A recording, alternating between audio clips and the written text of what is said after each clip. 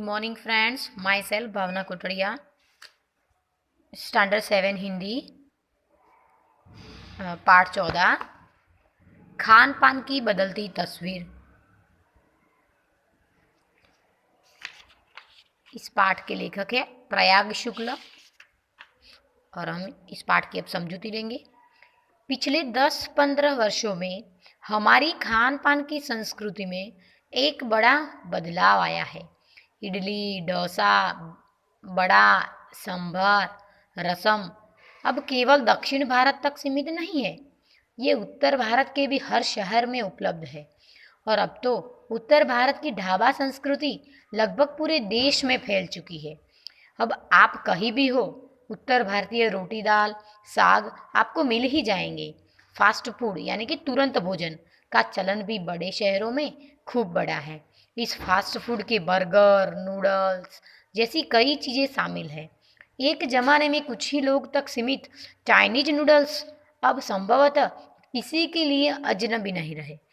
इस पाठ का महत्व क्या है? लेखक क्या समझाना चाहते हैं कि खान पान की बदलती तस्वीर, यानी कि पहले के ज़माने में हमारे मम्मी पापा या हमारे दादा दादा इडली, डोसा, नूडल्स क्या है, बर्गर क्या है, वो उनको मालूम भी नहीं था। और आजकल हमारे होटल में भी नहीं, पर हमारे घरों में भी ये सब खाने पकने लगे हैं कि नहीं मम्मियाँ?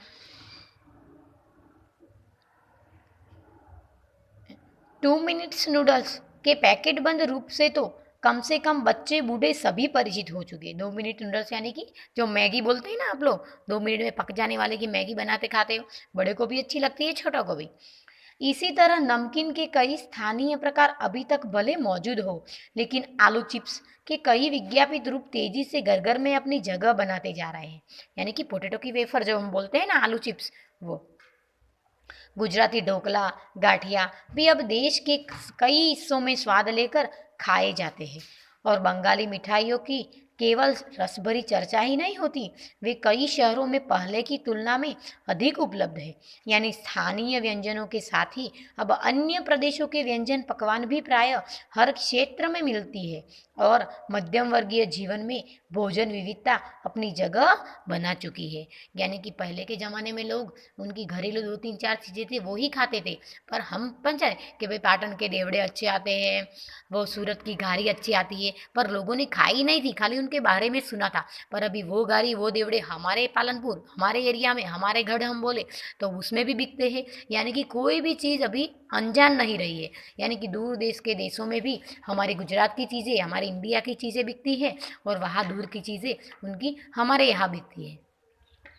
कुछ चीज़ें और भी हुई है, मसलन अंग्रेजी राज तक जो ब्रेड केवल साहबी ठिकानों तक सीमित थी, यानी कि पैसे वाले घराने होते थे वो लोग ही खाली ब्रेड खाते थे, पर आजकल वह कब्सों तक पहुंच गई है। यानी कि झोपड़पट्टियों तक की आज ब्रेड खाई जाती है, और नाश्ते के रूप में लाखों करोड़ों भारतीय घरों में सेकी तली जा रही है। खान पान की इस बदलती हुई संस्कृति से सबसे अधिक प्रभावित नई पीढ़ी हुई है। यानी कि नई पीढ़ी को अभी ये स्वादिष्ट चटपटी चीज़ें खाने को अच्छी लगती है, जो पहले के स्थानीय व्यंजनों के बारे में बहुत कम जानती है। पर पहले के ज़माने के खाने के बारे में वो लोग कम जानते हैं। क्यों? क्योंकि उनको ये चटपटी नई नई आइटमें बहुत पसंद है। आप भी घर पे ही बोलते होंगे ना मम्मी को कि कुछ खाने की नई आइटम बना, वैसे ही। पर कई नए व्यंजनों के बारे में बहुत कुछ जानती है। स्थानीय व्यंजन भी तो अब घुटकर कुछ ही चीज़ों तक सीमित रह गए हैं। बम्बई की पाव भाजी और दिल्ली के छोले कुलचों की दुनिया पहले की तुलना में बड़ी ज़रूर है, पर अन्य स्थानीय व्यंजनों की दुनिया में छोटी हुई है। जानकार ये भी बताते हैं कि मथुरा के पेंडो और आगरा के पेठे नमकीन के अब वह बात कहाँ रही। यानी जो चीज़ें बीच बची भी हुई है, उनकी गुणवत्ता में फ़र्क पड़ गया, यानी कि क्वालिटी अभी अच्छी नहीं रही है। फिर मौसम और ऋतुओं के अनुसार फलों, खाद्यान्नों से जो व्यंजित और पकवान बना सकते हैं, उन्हें बनाते ही फुर्सत भी अब कितने लोगों को रह गई है। अब गृहिणियाँ या कामकाजी महिलाओं के लिए खरबूजों के बीज सुखाना, छीलना और फिर उनके व्यंजन तैयार करना सचमुच दुस्साध्य है। यानी कि वो सब लोग करते नहीं है।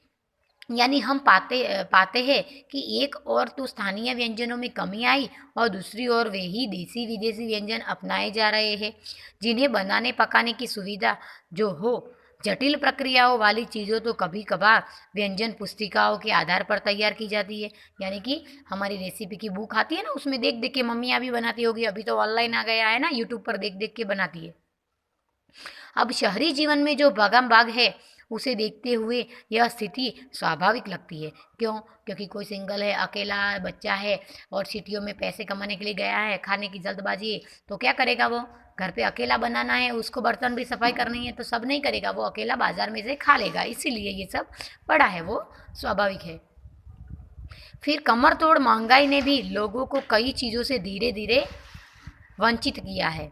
जिन व्यंजनों में बिना मेवों की स्वाद नहीं आता, उन्हें बनाने पकाने के बारे में भला कौन 4 बार नहीं सोचेगा, है ना? क्योंकि सूखे मेवे महंगे होते, काजू बादाम पिस्ता डालने से स्वाद नहीं आता, वो महंगे पकवान बनाने में कौन सोचेगा? चलो ठीक है ना, बाजार से ही लाके खा लेते हैं। खान पान की जो एक मिश्रित संस्कृति बनी है, इसके अपने सकारात्मक पक्ष भी है। गृहिणियों और कामकाजी महिलाओं को अब जल्दी तैयार हो जाने वाले विविध व्यंजनों की विधियाँ उपलब्ध है। नई पीढ़ी को देश विदेश के जाने वाले विविध व्यंजनों की विधियाँ उपलब्ध है। नई पीढ़ी को देश विदेश के व्यंजनों को जानने का सुयोग मिला है, भले ही किन्हीं कारणों से और किन्हीं खास रूपों से, क्योंकि यह भी एक सच्चाई है कि ये विविध व्यंजन उन्हें निखालिस रूप में उपलब्ध नहीं है। क्यों? क्योंकि उनको उपलब्ध नहीं है, इसीलिए वो बनाते और होटल में जाके खा के आते। आज़ादी के बाद उद्योग धंधों नौकरियों तबादलों का जो एक नया विस्तार हुआ है, उसके कारण भी खान पान की चीज़ें किसी एक प्रदेश से दूसरे प्रदेश में पहुंची है। बड़े शहरों के मध्यम वर्गीय स्कूलों में जब दोपहर के टिफ़िन के वक्त बच्चों के टिफ़िन के डिब्बे खुलते हैं, तो उनमें विभिन्न प्रदेशों के व्यंजन भी एक खुशबू उठती है। हम खान पान से भी एक दूसरे को जानते हैं। इस दृष्टि से देखो तो खान पान की नई संस्कृति में हमें राष्ट्रीय एकता के लिए एक बीज भी मिल सकते हैं। बीज भली भांति तभी अंकुरित होंगे जब हम खान पान से जुड़ी हुई दूसरी चीज़ों की ओर भी ध्यान देंगे। मसलन हम उस बोली बानी भाषा भूषा आदि को भी किसी न किसी रूप से ज़्यादा जानेंगे, जो किसी खान पान विशेष से जुड़ी हुई है। इसी के साथ ध्यान देने की बात यह है कि स्थानीय व्यंजनों का पुनरुद्धार भी जरूरी है, जिन्हें जब एथनिक कहकर पुकारने का चलन बढ़ा है, ऐसे ही स्थानिक व्यंजन केवल 5 सितारा होटलों के प्रचारार्थ नहीं छोड़ दिए जाएंगे। 5 सितारा होटल में वे कभी कभार मिलते रहे, पर घरों बाजारों में गायब हो जाए तो यह एक दुर्भाग्य ही होगा। अच्छी तरह बनाई पकाई गई पूड़ियाँ कचौड़ियाँ जलेबियाँ भी अब बाजारों में गायब हो रही है। मौसमी सब्जियों से भरे हुए समोसे भी अब कहाँ मिलते हैं। उत्तर भारत में उपलब्ध व्यंजनों की भी दुर्गति हो रही है। देन अचरज नहीं है कि पहले उत्तर भारत में